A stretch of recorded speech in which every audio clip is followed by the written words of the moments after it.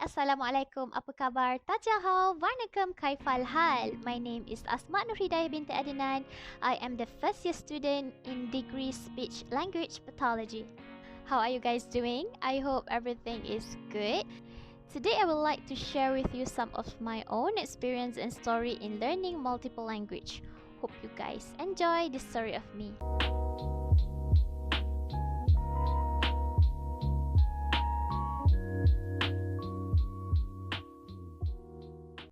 Basically, the third language that I learned is Chinese, which I learned during my primary school. I learned it for 7 years, and then after that I continue my secondary school at Arabic High School, which I learned my fourth language there. And also during my secondary school, I learned some of Korean, Japanese, and Thailand word. And that is the simplest story of how I learned this language. To be specific, during primary school where I learned Chinese in every subject including math and science. And in my own opinion, Chinese is not easy.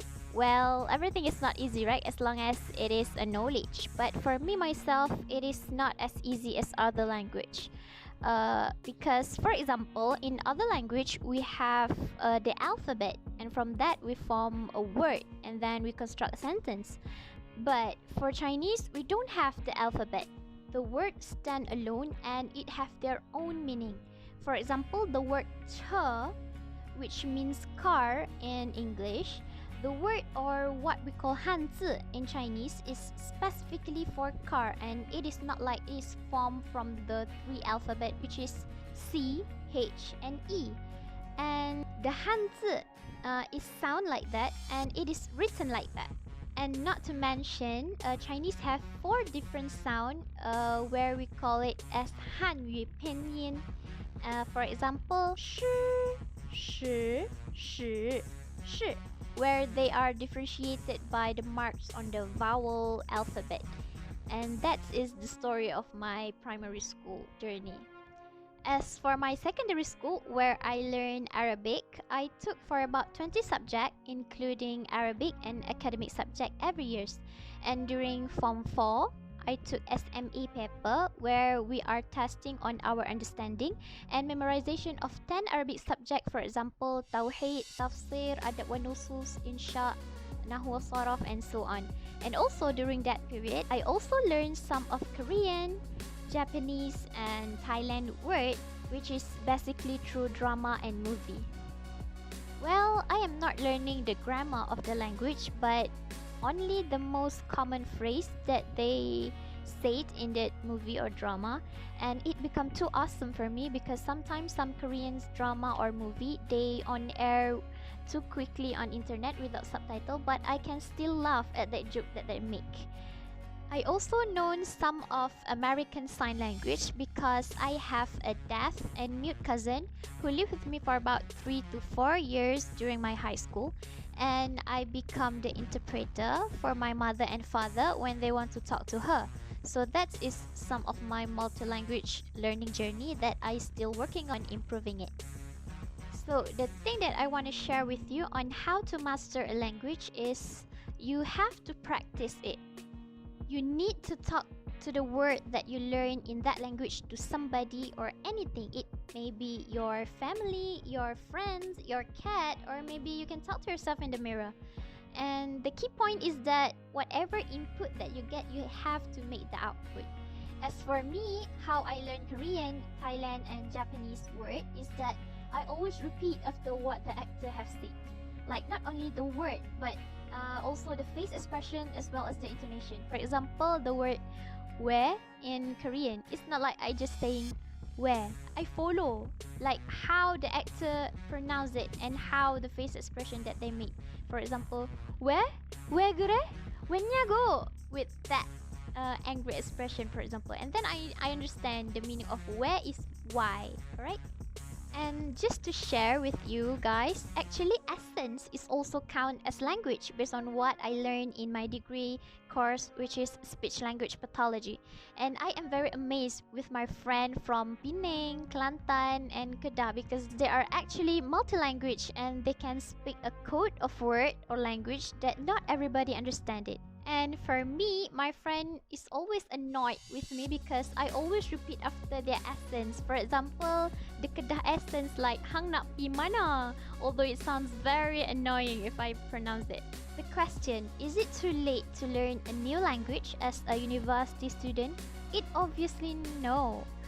If you are a student, then it is actually easier and cheaper for you to learn new language, as our university had provide extra language classes where we can decide on ourselves either we want to join it or not. And one more thing, you are not competing with anybody in learning. You have your own path and you are doing great on your own. Learn it because you want it, not because anybody wants you to. As for me, I really want to learn the Korean, Japan, and Spain language, not only the word. And I want to do it because I want it, not because anybody want me to. As for the benefit of becoming a multi-language is that you can be proud of yourself. Because you can understand a thing that not everybody understand. For example, me, I can watch any Taiwanese drama without any subtitles and I feel awesome about it. And maybe in the future it might helps you whereby when you are interact with your foreign clients and they will like you even more. As to emphasize everything that I have mentioned, firstly, always keep on practicing on what you have learned in order to master a language. Secondly, learn because you want it, you like it, and not for the sake of anybody. Thirdly, learn in your own way. It might be through movie, reading, drama, documentary, or anything. As for the sharing session of the language that I left learned, which is Chinese, I want to share with you some common dialogue or a phrase that you can talk and practice with your friend. Firstly is, what is your name? In Chinese is, 你叫什么名字? 你叫什么名字? 你 is you, 叫 is call, 什么 is what, 名字 is name. So, what is your name? 你叫什么名字? The second phrase that I want to share with you guys is the answer for that question. My name is what? For example, me, my name is Asma. 我的名字叫阿斯玛. 我 is me. 的 is kepunyaan, is mine. 名字 is name. 叫 is called, and put your name inside. 我的名字叫阿斯玛. 我的名字叫沙瓦尼, Shazwani. And the third phrase that I want to share with you is, you are very pretty. 你很漂亮. 你 is you, 很 is very, 漂亮 is pretty. You are very pretty. 你很漂亮. The fourth phrase is, you are very cute. 你很可爱. 可爱 is cute. 你很可爱. And last but not least, you are handsome. 你很帅. 你很帅.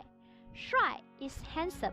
So not to mention, you have to follow the rhythm, how I pronounce this, because as you know, Chinese have the marks on the vowel sound, and that's differentiate from one word to another word. So if you mispronounce it, you might sound other alphabet and it might change the meaning of it. I think that's all for this sharing session. I hope you guys can get some benefit and encouraged to learn new language that you like from my sharing.